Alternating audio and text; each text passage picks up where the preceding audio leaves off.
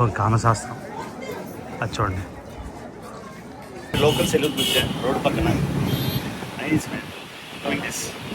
నేను చెప్తా ఒకటి షాకింగ్, మళ్ళీ నా మీద ఎక్కియండి. చాలా ప్యూర్ కల్మషం లేని మనుషులు ఎవరంటే ఒడియా వాళ్ళు. నాకు చాలా ఇష్టం.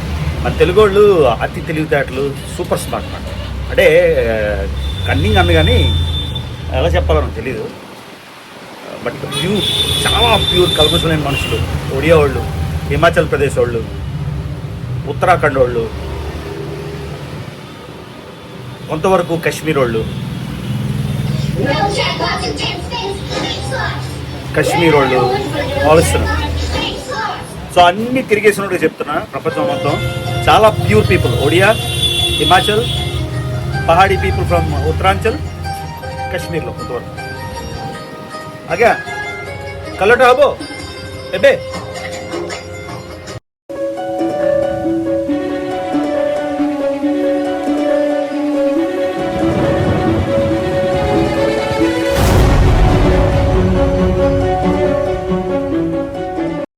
గైస్ లేట్గా లేచాను. బాడీ పెయిన్స్, నా కళ్ళద్దాలు, నా ఫేవరెట్ కళ్ళద్దాలు పోయాయి. అందుకని డార్లింగ్ ప్రభాస్ కళ్ళద్దాలు వేసుకున్నాను. అవి ఎక్కడ ఉన్నారా బాబు?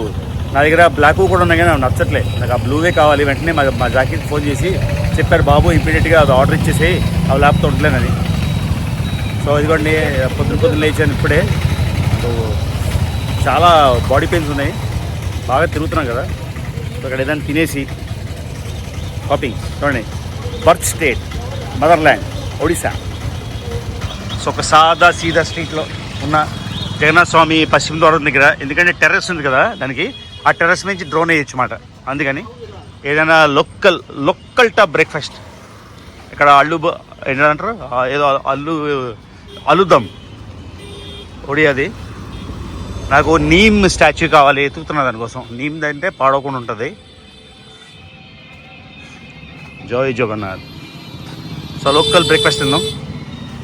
చూడండి ఎంత నీట్గా ఉందో. మామూలు స్ట్రీట్ అయినా చెత్త చెదాన్ని కనిపిస్తుందా మీకు? చూడండి, రిలేటివ్లీ వెరీ నీట్. నచ్చింది. ఇలా తిందామా? ఎక్కడైనా సీట్ ఉంటే కూర్చొని తినొచ్చు. సో ఇది కూడా దీన్ని ఆలూదమ్ అంటారు. ఇప్పుడు చాలా ఫేమస్ మాట, పూరి ఆలూదమ్. తీసుకున్నా రోడ్డు పక్కనే. ఏంటో మరి ఒడిశాలో రోడ్డు పక్కన తిన్నా మనకేం అవ్వదు. మా నాన్నకి పెరుగు గారెలు అంటే చాలా ఇష్టం ఒడిశాలోని. డాడీ నీకోసం.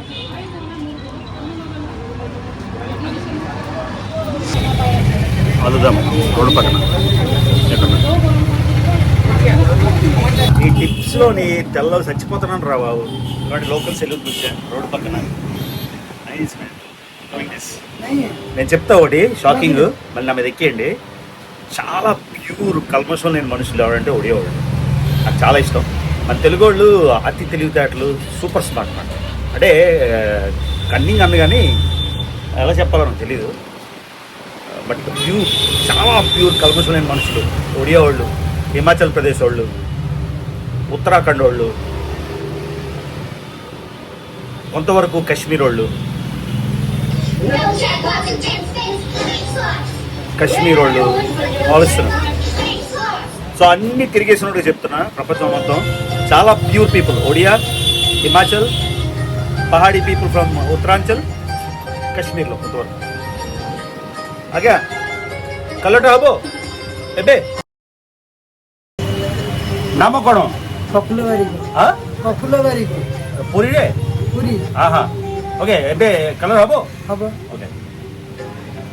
So local salon.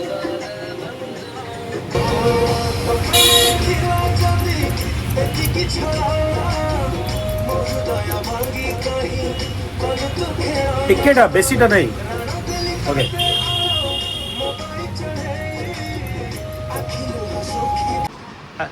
संतोष हो गया 500. दुकान में नहीं 500 मेरा खर्च. Okay happy. అందుకే అడిగా ఎంత అని. ఓకేనా? ఓకే. ఇదిగోండి రోడ్ సైడ్ వచ్చేసి చేయించుకున్నా. అంతా బాగా చేసాడు. మొత్తం అంతా మనకి ఇష్టం వచ్చినట్టు చండాలం ఉంటుంది కదా ట్రీట్మెంట్. మొత్తం ఇదంతా ట్రిమ్ చేసాడు, కట్ చేసాడు, హెయిర్ సెట్ చేసాడు. ఇదిగోండి ఇక్కడంతా గడ్డం వేసాడు, రంగు వేసాడు, బల వేసాడు. ఇదిగోండి చిన్న స్టోరు. ఒడిశా చెప్పే కదా కల్మషం లేని ప్రజలని ఎంత బాగా చేసాడు చూడండి. నాకు నచ్చింది యాక్చువల్లీ లుక్, ఫ్రెష్గా ఉన్నమాట. చూసారా, అది సో అయిపోయింది. ఏదైనా మన బర్త్ స్టేట్ అంటే స్పెషల్ ఎఫినిటీ అబ్బా, ఉంటుంది కదా కనెక్షన్. ఇప్పుడు ఎక్కడ ప్రపంచం తిరిగినా మన విశాఖపట్నం వెళ్తే మనకి ఎంత ఆనందంగా ఉంటుంది. తెలుగువాళ్ళం కాబట్టి, వైజాగ్లో పెరిగాం కాబట్టి మన ఊరు. అప్పుడు ఎవరు కాంట్రవర్సీ చేశారు, నేను తెలుగువాడిని కాదు ఒడ్డోడినాను. ఒడ్డోడు అయితే మంచి కదా, నేను ఒడ్డోడిని అయితే గొర్బొరే గర్వంతో చెప్తా ఒడియావాడు నేను. అంటే నేను బర్త్ స్టేట్ ఒడిశా, నేను తెలుగువాడిని, నేను పెరిగింది ఆంధ్రలో, చదువుకుంది తెలంగాణ, నేను ఒక భారతీయుడిని, నేను ఉంటుంది అమెరికాలో. సర్వం జగన్నాథ్ ఎలాగైతే లార్డ్ ఆఫ్ ది యూనివర్స్, మొత్తం ప్రపంచం నాదే. ఓకేనా, ప్రపంచానికి నేను అధిపతిని కాదు, కానీ ప్రపంచంలో ప్రతి పార్ట్ నాదే. జపాన్ వెళ్తే జపనీస్లా ఉంటా, కేరళ వెళ్తే మలయాళంలో మాట్లాడతా, పాకిస్తాన్ వెళ్తే పాకిస్తాన్ లోకల్తో ఇమిడిపోతా, ఆఫ్ఘనిస్తాన్ వెళ్తే ఆఫ్ఘనిస్తాన్ ఇమిడిపోతా. అసలైన true and only passionate world traveller అనమాట. Want to travel. నాకంటే కోట్లకి పడగలెత్తిన వాళ్ళు లక్షల మంది ఉంటారు.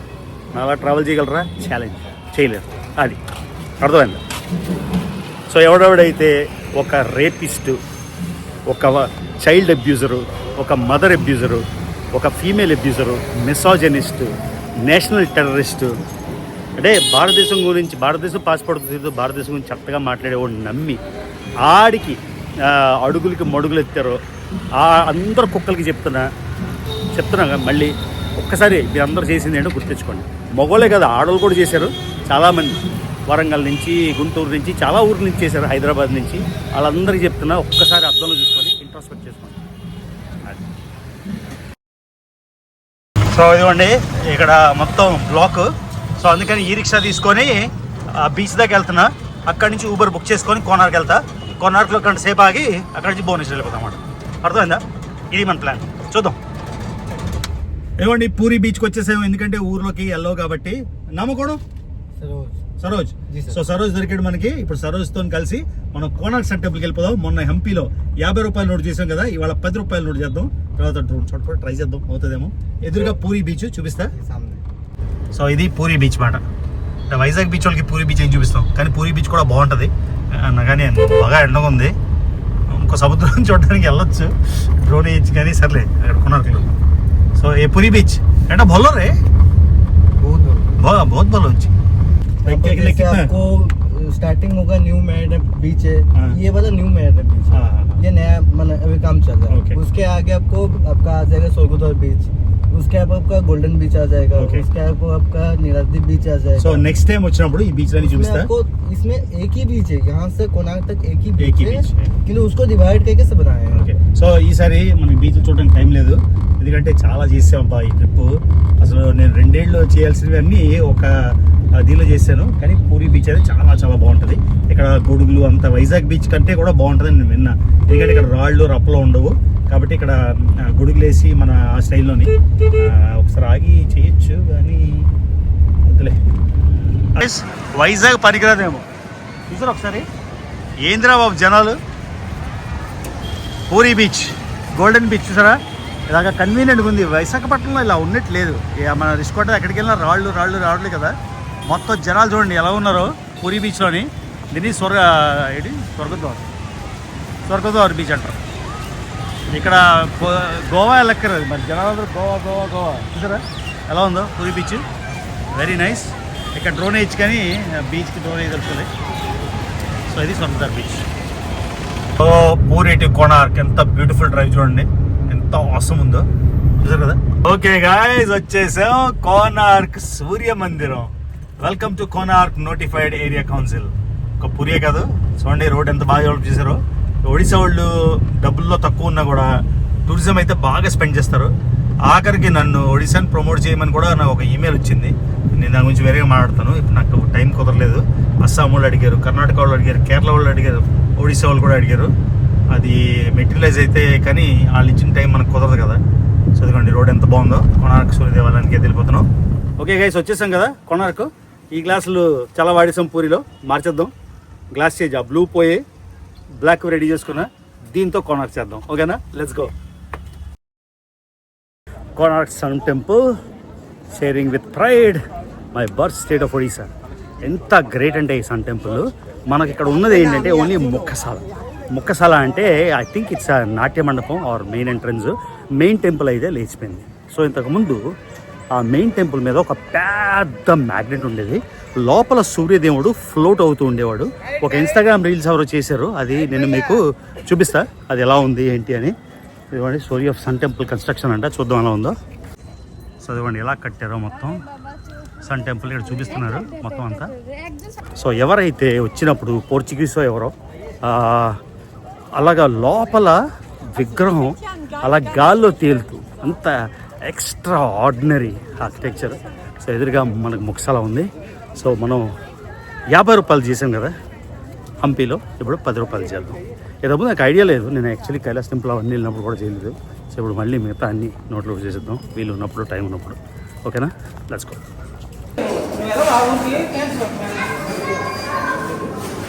చూడండి ఆ మ్యాసివ్ వీలు, జగన్నాథ రథచక్రాలు కాదు ఇవి, కోణార్క్ రథచక్రాలు.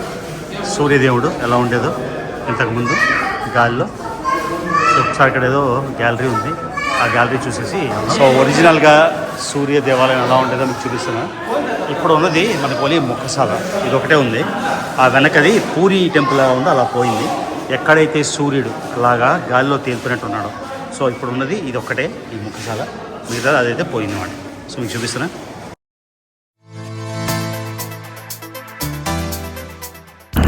ఇక్కడ సూర్యుడు different times of the day, evening, మధ్యాహ్నం, పొద్దున్న, దాన్ని ఎలాగా సూర్యుడిని క్రియేట్ చేశారు చూడండి. ఈ మ్యూజియం అయితే 50 రూపాయలు, కానీ చాలా వర్త్ ఇట్, చాలా చాలా బాగుంది. తప్పకుండా మిస్ అవ్వకండి ఈ మ్యూజియం అయితే మాత్రం. నేను కూడా కోణార్క్ చాలాసార్లు వచ్చాను, కానీ యాక్చువల్ టెంపుల్ ఎలా ఉండేదో ఇప్పటిదాకా నాకు తెలియదు. ఆ ముఖసాల చూసే చాలా బాగుంది అనుకునేవాడిని. సో ఇప్పుడు కరెక్ట్గా తెలిసింది ఈ మ్యూజియం వల్ల, వెనకాల ఎలా ఉండేది, సూర్యుడు ఎక్కడ గాల్లో తేలేవాడు అని. ఇదిగోండి పెద్ద పెద్ద ఈ వీల్స్.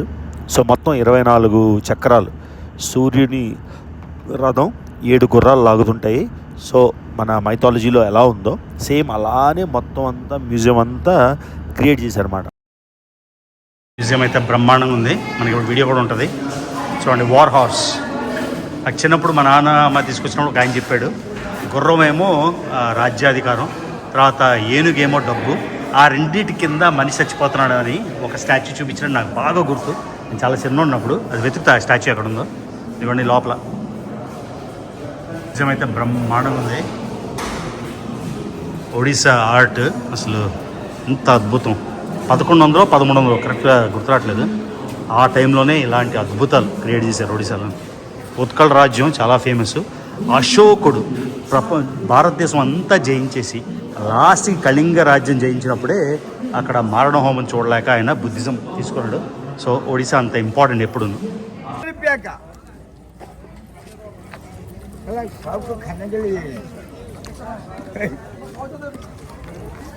సో ఈజిప్ట్ మాదిరి లైట్ అండ్ సౌండ్ షో ఉంది, చూడగలమా లేదా నాకు తెలియదు. 50 రూపాయలకి.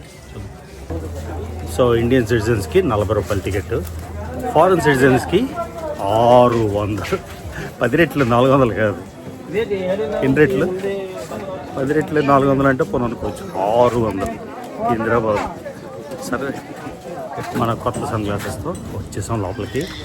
పాప ఏముంది రాని చూడండి, మెయిన్ ఎంట్రన్స్ బ్యూటీ.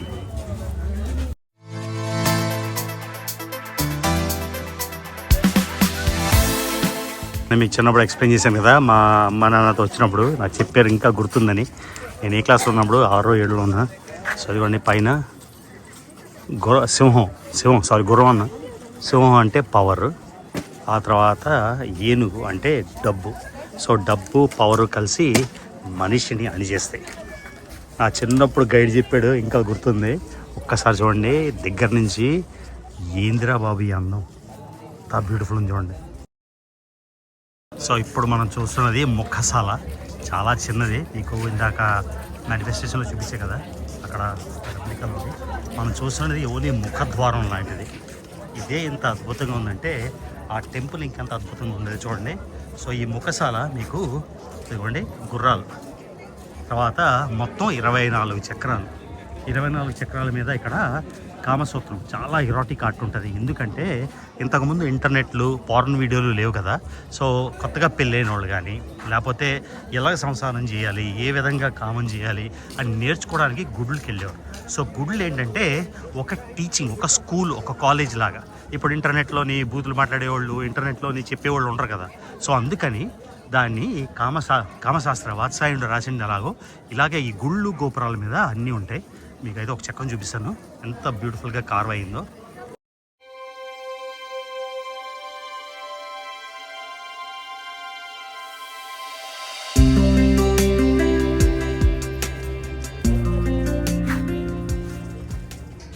సో చూడండి గైస్, 24 చక్రాలు అని చెప్పాను కదా, ఇదిగోండి 24 చక్రాలు. ఒక సూర్యుని రథం మాదిరి చూసారా, ఇలా 24 చక్రాలు అలా కంటిన్యూస్గా ఉంటాయి. అక్కడ మీకు కనిపిస్తుంది కదా. సో ఎవరైనా చిన్నపిల్లలతో చూస్తే ఇక్కడి నుంచి వాళ్ళని పంపించేయండి. ఎందుకంటే ఎరాటిక్ ఆర్ట్ ఎంత విస్తృతంగా ఉందో, ఎన్ని రకాల భంగిమలతో ఉన్నాయో మీకు ఇక్కడ చూపించదలుచుకున్నాను. సో జూమ్ చేస్తున్నా, మీరు చూడొచ్చు క్లియర్గా. అంటే సంపర్కం, కామక్రీడలు అన్నీ ఒకటే కాకుండా ఇద్దరు ముగ్గురుతో కూడా కలిసి ఎలా ఉన్నాయో క్లోజప్లో అయితే మీకు చూపిస్తున్నా. క్లియర్గా చూడొచ్చు మీరు ఇక్కడ. అంటే 1, 2 అంటే కొన్ని వందలు ఉన్నాయి. కొన్ని చూపిస్తున్నా మీకు. చూడండి గైస్, మార్నింగ్ ఏమేం చేస్తారు, ఈవినింగ్ ఏమేం చేస్తారు, రాత్రి కామక్రీడలు మొత్తం ఈ సూర్యదేవుని రథ చక్రం మీద మొత్తం అంతా ఉంది. చూసారా, ఎంత అమేజింగ్. చూడండి ఎంత బ్యూటిఫుల్గా మొత్తం కామశాస్త్రం. అది చూడండి, మీకు హంపి వెళ్ళినప్పుడు క్లియర్గా చూపించాను. 50 రూపాయల నోట్ మీద హంపి చారియట్. ఇదిగోండి ఇప్పుడు 10 రూపాయల మీద ఉండే కోణార్క్ చక్రం అయితే చూపిస్తున్నా. అందుకని ప్రైమరీగా వచ్చింది ఇక్కడికి. ఇది ఒక షార్ట్ చేద్దామని అన్నీ 9/16 అంటే వర్టికల్ మోడ్లో క్రియేట్ చేశాను. మీరు చూడొచ్చు ఎన్ని రకాల భంగిమలు, ఎన్ని రకాల కామసూత్రాలు ఉన్నాయో. సో మళ్ళీ చెప్తున్నా, ఈ టెంపుల్స్ ఆ రోజుల్లో లెర్నింగ్ స్కూల్స్ మాట. ఎందుకంటే దీని గురించి ఎవరు మనకి వెస్ట్రన్ సొసైటీ లాగా మాట్లాడరు, పెళ్ళిలో చెప్పరు కదా. అందుకని ఈ విధంగా మొత్తం అంతా టెంపుల్స్ మీద ఆర్ట్ అంతా ఉందన్నమాట. సో బ్యూటిఫుల్, చూడండి ఎంత బాగుంది, అబ్సల్యూట్లీ వండర్ఫుల్. మీలో చాలామంది ఆల్రెడీ ఈ కోణార్క్ సూర్య దేవాలయం చూసేసి ఉంటారు. సో మీరే చూసుంటారు ఎన్ని వందల ఇలాగ నేను చెప్తున్న సో కాల్డ్ బూతు బొమ్మలు కాదు, కామక్రీడలు అన్నీ మీరు వందలు అయితే ఇక్కడ చెక్కి ఈ రాళ్ళలోని మీరు చూడొచ్చు.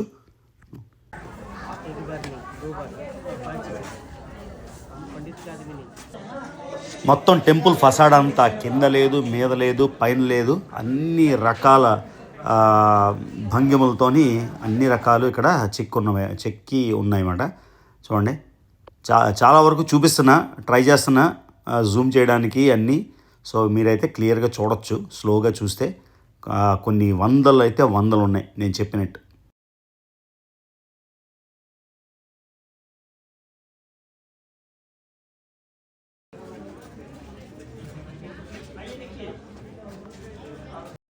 సో ఇక్కడైతే క్లియర్గా చూడొచ్చు 24 చక్రాలని చెప్పాను కదా. ఇటువైపు 12, అటువైపు 12. సో ప్రతి చక్రం కూడా ఎంత క్లియర్గా ఉందో చూడండి. ఇక్కడ దూరం నుంచి చూపిస్తున్నా మీకు జూమ్ అవుట్ చేసి. సో మొత్తం రథం ఆకారంలోనే ఈ ముఖశాల. అదేమో 24 చక్రాలు, 7 గుర్రాలు మీకు చెప్పినట్టు. ఇదేమో రిస్టోర్ చేస్తున్నారు. మళ్ళీ మీకు ఇందాక చెప్పినట్టు ఇది జస్ట్ ముఖశాల, అంటే ముందర భాగం. వెనక భాగం అయితే అది కూలిపోయింది. ఎందుకంటే ఆ పైన ఉండే పెద్ద మ్యాగ్నెట్ని తొలగించడానికి ట్రై చేసినప్పుడు మొత్తం లోపల, అంటే ఎందుకు ఆ సూర్యుడు లోపల తేలుతుంది గాల్లో ఆ లోపల విగ్రహం అని అది తీసినప్పుడు మొత్తం కూలిపోయింది అన్నమాట. గైస్, చిన్నప్పుడు మెమరీస్ కోణార్క్లో మా నాన్న తీసుకొచ్చారు చాలా చిన్నప్పుడు. అది గుర్తుందా? ఆ సింహం ఉంది, ఏనుగుది. సింహం ఉంది, ఏనుగుది మీకు దారిలో వచ్చినప్పుడు చెప్పాను కదా, ఎంతో గుర్తుంది. కొన్ని అలా గుర్తుండిపోతాయి, మనసులో ఉండిపోతాయి. నిజంగా ఇన్క్రెడిబుల్, బ్యూటిఫుల్.